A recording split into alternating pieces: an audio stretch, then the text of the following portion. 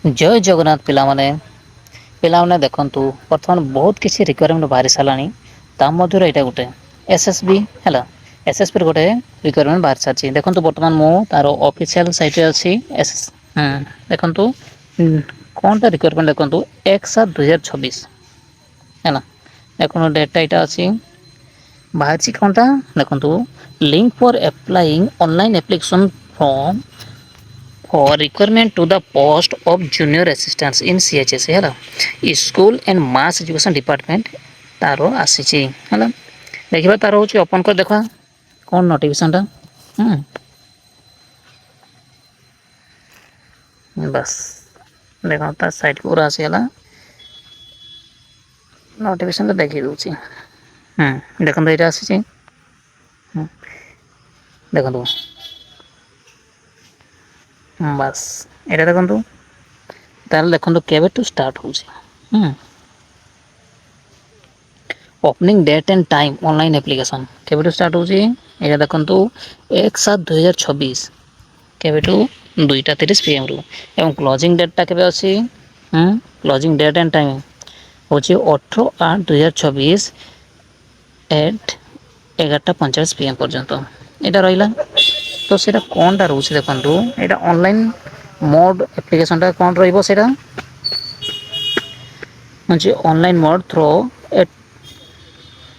The official website that is SSB Odisha ଏଇଠି ଯାଇକି ଆମେ ତାକୁ ଆପ୍ଲାଏ କରିପାରିବା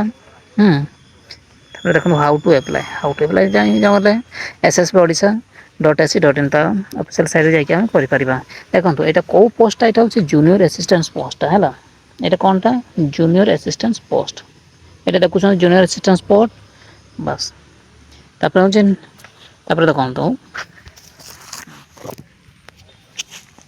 ଏଇଟା କଣଟା ଦେଖନ୍ତୁ ହେଲା ତାପରେ ରହିଲା ଆମର name of the institute department କେଉଁ ଡିପାର୍ଟମେଣ୍ଟ ତାହେଲେ ଦେଖନ୍ତୁ council of higher secondary education Odisha school and mass education department ଏଇଟା ରହୁଛି ତାଙ୍କର ଭ୍ୟାକେନ୍ସି ଆମେ ଦେଖିବା ତାହେଲେ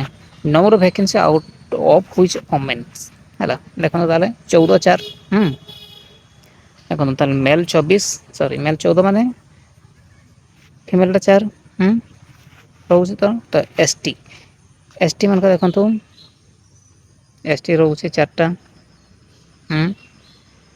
ଆଉ SC 4ଟା SC BC ନାହିଁ UR ହେଉଛି 6ଟା ତା ଏକ୍ସ ସର୍ଭିସ୍ ଗୋଟେ ଏଇଟା ରହିଲା ତାଙ୍କର ତାପରେ ଦେଖନ୍ତୁ ଏଇଟା କଣଟା ରହୁଛି ଦେଖନ୍ତୁ ଏଜ୍ ଲିମିଟ୍ ତାହେଲେ କେତେ ରହୁଛି 21 ବର୍ଷରୁ 21 ବର୍ଷରୁ ଆରମ୍ଭ କରି କେତେ ପର୍ଯ୍ୟନ୍ତ ମ୍ୟାକ୍ସିମମ୍ ହେଉଛି 22 ବର୍ଷ ପର୍ଯ୍ୟନ୍ତ ତା ଏଜ୍ଟା କେତେ ଥିବା ଦରକାର 1 ଜାନୁଆରୀ 2026 ହେଲା ଏଇଟା ସୁଦ୍ଧା ତାଙ୍କର ସେତିକି ଥିବା ମଧ୍ୟରେ ଥିବା ଦରକାର ଆଉ ବାଦ ବାକି ତାଙ୍କର ହେଉଛି ST ମାନଙ୍କ ରିଲାକ୍ସେସନ୍ ରହୁଛି 5 ବର୍ଷ SC ମାନଙ୍କର ବି ରହୁଛି ସେଇଭଳିଆ ତାପରେ ଦେଖନ୍ତୁ କ୍ୱାଲିଫିକେସନ୍ କିସ ରହିବା ଦରକାର କ୍ୱାଲିଫିକେସନ୍ ରହିବା ହେଉଛି ବ୍ୟାଚଲର ଡିଗ୍ରୀ ଇକ୍ୱଭ୍ୟାଲେଣ୍ଟ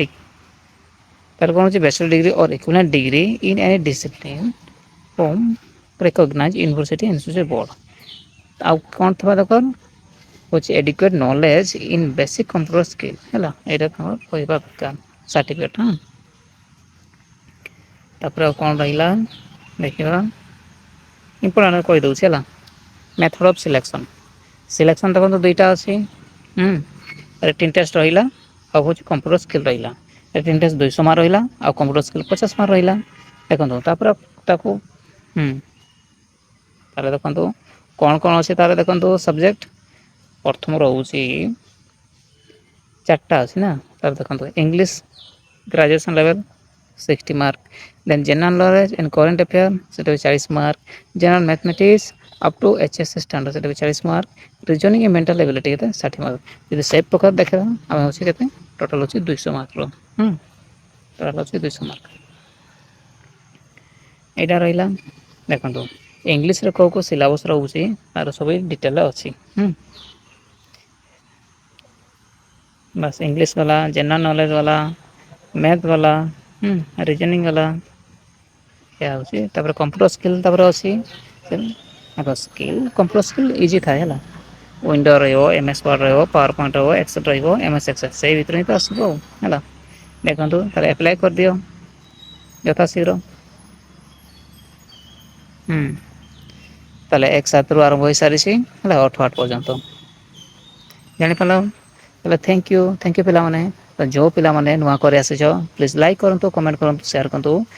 ଯେମିତି ଆପଣମାନେ ସବସ୍କ୍ରାଇବ୍ କରିବାକୁ ଭୁଲିବେ ନାହିଁ। Thank you so much.